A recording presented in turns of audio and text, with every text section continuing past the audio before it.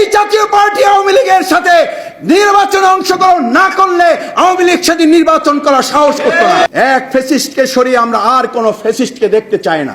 ছাত্র যুবকেরা, আমাদের তরুণেরা আবার তাদেরকে স্লোগান দিতে হচ্ছে, এক ফ্যাসিস্টকে সরিয়ে আমরা আর কোন ফ্যাসিস্টকে দেখতে চাই না। দুর্ভাগ্যজনক, আমাদের হাসনাত আব্দুল্লাহ সাজিদকে নাকি রংপুরে ঢুকতে দেবে না। কি হাস্যকর ব্যাপার! এটা আমাদের দুর্বলতা।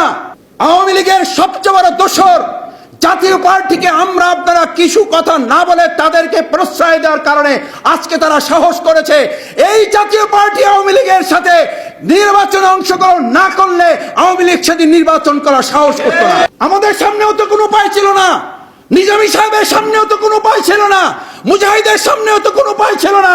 আমরা সব উপায় বাদ দিয়ে ফাঁসির মঞ্চে হাসতে হাসতে গিয়েছি। আমরা তো এই দোসরদের কাছে আত্মসমর্পণ করি নাই। আর আপনারা আত্মসমর্পণ করবেন, আর এখন এসে আমাদের সার্জিস হাসনাত আব্দুল্লাহদেরকে আপনারা মোকাবেলা করার সাহস করবেন। দেশের জনগণ দোসরদেরকে যেমন হেলিকপ্টারে উঠিয়ে দিতে টিকিট কাটার সময় হয় নাই, আপনাদেরও টিকিট কাটার সময় হবে না।